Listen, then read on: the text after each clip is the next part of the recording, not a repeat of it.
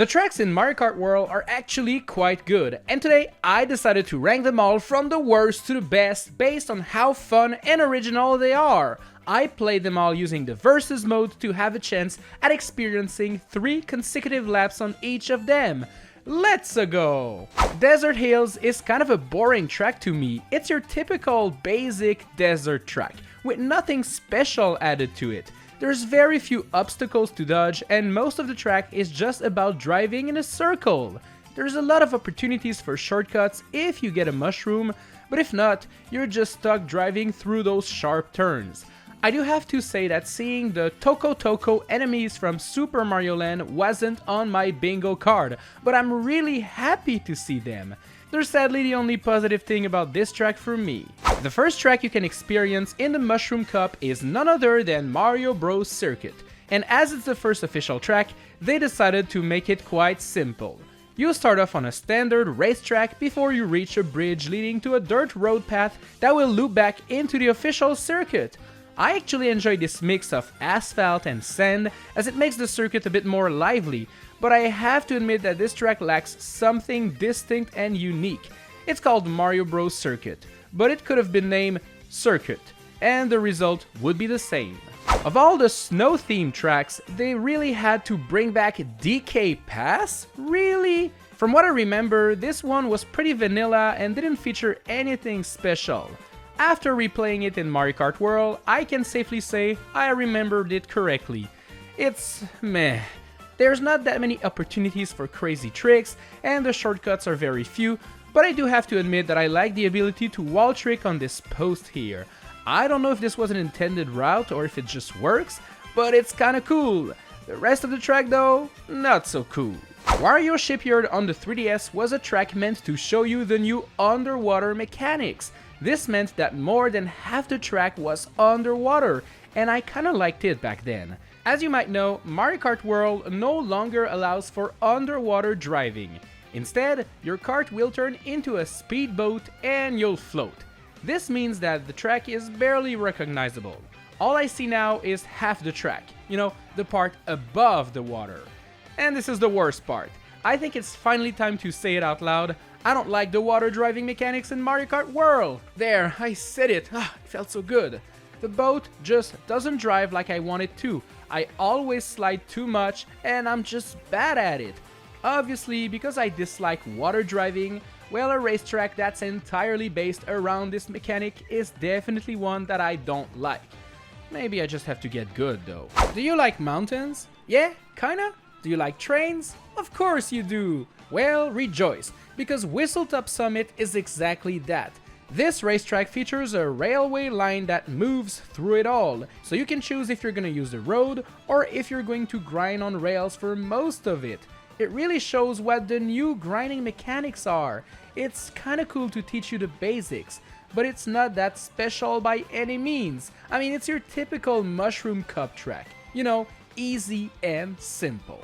Starview Peak is a brand new track located in the top right corner of the map, and well, it's some sort of big icy tower with a racetrack built around it. It almost looks like the Comet Observatory from Mario Galaxy, so it makes me think that this might be Rosalina's track, even though her name isn't in the title. As good as it looks, the gameplay is pretty bland and generic, with a couple turns here and there, but there's nothing particularly special to spice it up. There's a section taking place in shallow water, which is interesting, but yeah, that's about it really. This one feels like a missed opportunity. Why not include some lounge stars, or you know, some Mario Galaxy enemies to dodge? I feel like this one could have been very cool, but it just isn't. I really like the aesthetics of this next track, Salty Speedway. Basically, you'll be racing through a city that's partially flooded. In a way, it reminds me of Venice, and that's kinda neat. Obviously, as I'm not the biggest fan of the water driving mechanics, well, this one isn't my favorite.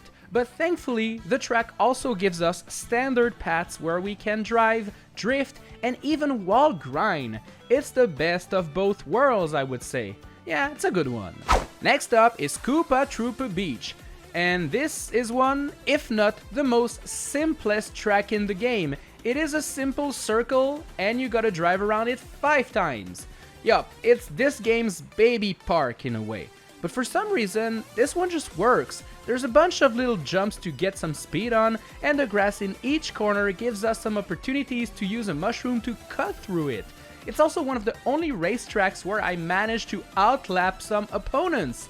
This is truly difficult to do in Mario Kart World, believe it or not. I really enjoy what they did with this next track, Away Oasis. It's a cool looking savanna with some amazing sharp turns, jumps above rocks, and there's even a water section that's not that bad. There's a bunch of exotic animals in the background, making this track stand out a bit. And yeah, it's actually quite decent. If we're strictly talking about originality, then Cheep Cheep Falls is an amazing track, with its Japanese-inspired look and music. But when it comes to actually playing it, this is where it gets a bit less interesting. It's another track that mostly takes place underwater, meaning that the driving is all over the place, and I just don't like it that much. There's a few opportunities to avoid the water and grind on wooden logs and other objects, but they're not there that much. So yeah, the water seems to be unavoidable here. Ugh. Look, I have nothing against Mumu Meadows, but I don't know why Nintendo loves it so much. It was in Mario Kart Wii, and then in Mario Kart 8, and now in Mario Kart World. It's okay, I guess, but I mean, why not bring back Mumu Farm from Mario Kart 64 if you really needed a farm-themed racetrack? This one is really similar to the Mario Kart 8 counterpart, with the same jumps and cows at the exact same place. I don't have much to say about it. I mean, it's Mumu Meadows, that's all there is to it.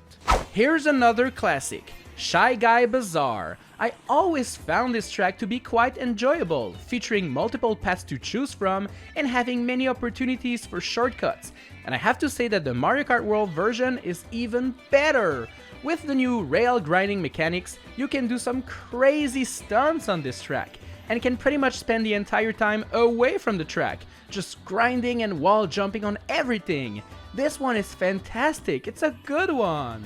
Choco Mountain is next, and this is supposed to be a retro track from Mario Kart 64, but I'm gonna be honest, it is barely recognizable. You could have named this one Choco Stadium and tell me it was a brand new track, and it would have worked with me. It's no longer taking place on a mountain made out of chocolate. No, this time around, you are inside of a big stadium, and you'll be driving through chocolate sauce, dodging giant chocolate boulders, and making some pretty impressive jumps. I really think this track is cool, but I do miss the old school chocolate look, not gonna lie. A Mario Kart game wouldn't be complete without a track that involves Peach's castle, am I right? Peach Stadium is just that, and well, it's actually quite fun. This track does remind me of Mario Circuit from Mario Kart 8 Deluxe a bit, as you'll be driving on a 8-shaped track moving up and down. There's no anti-gravity mechanic in this game, but this track almost feels like there is. There's a couple rails that also allow for grinding and tricking, which is always welcome. There are very few tracks that didn't receive a port as a retro track in the Mario Kart franchise, and Wario Stadium from Mario Kart 64 was one of them. And well, I have to say I'm kind of happy they waited for Mario Kart World to do a remake, because it looks and plays so good. The original one was always a bit long and boring, and this new version kept the spirit of the original while trimming the fat. What's left is a bunch of crazy jumps, explosions, and sharp turns, and that's exactly what I'm expecting from a track like this one. Typically, the lava tracks are mostly just Bowser Castle tracks, but I'm happy to see that we got Dry Bones Burnout this time around. I feel like this track takes place inside of a volcanic cave inhabited by the spooky dry bones, and it's actually pretty neat down there. There are rails to grind on, multiple paths to choose from, lava to sink into... wait, you probably don't want to do that. Anyways, what I'm trying to say here is that this track is pretty original and very entertaining. This next track, Acorn Heights, is an acquired taste. Let me explain. When I first played this one, I really disliked it. But that's because it is very complicated and features a bunch of different paths to choose from. You just gotta find the one that suits you and perfect it. Is it that rail you want to grind on? Maybe it is that leaf you want to bounce on? Or this one that makes you fly? Or how about this flower here? Yup, this is one of the most advanced tracks, and once you figure that out, it becomes a really fun one. but you gotta play it multiple times to finally have fun with it. Well, at least that's what I needed to do. Sky High Sundae was one of my favorite new tracks in the Mario Kart 8 Deluxe Booster Pass, but it always felt like a track that was made for Mario Kart Tour and then ported for the Switch. Let's just say that the Mario Kart 8 version was the draft, and now the Mario Kart World version is the perfected one. It feels so much better now, with some new rails installed left and right. You'll still have to fly through an ice cream cone and jump on some waffles and cakes while avoiding the infamous chocolate sauce, which will slow you down for sure. I'm a bit hungry now. Hey, here's a classic track that was always one of my favorites, Airship Fortress. This new version actually remains very faithful to the original one. It's divided in two parts. You start on a castle, making your way to the flying airship, to then enter it and exit through a big cannon to get back to the castle, and well, everything is here! The Monty molds, the flames in the basement, the bullet bills, nothing has been cut. In fact, more has been added if you take into consideration all of the railings and shortcut opportunities that have been added. I'm really liking this one. You cannot go wrong with Dino Dino Jungle, a classic double dash track. And I have to admit that this world reimagining is way better than anything I was expecting. You kind of feel like you're racing in Jurassic Park, exploring a lab full of dinosaurs, and well, you can even rail grind on them, which is actually pretty fun. Besides that, everything else is here. The bridge part, the part inside the building, the water geysers near the finish line, it's all there, and it looks more glorious than ever. What a great track this one is. I played a crap ton of Mario Kart Double Dash when I was a kid, so I was quite happy to learn that Peach Beach would make its return. As it turns out, the track is back, but it's also quite different.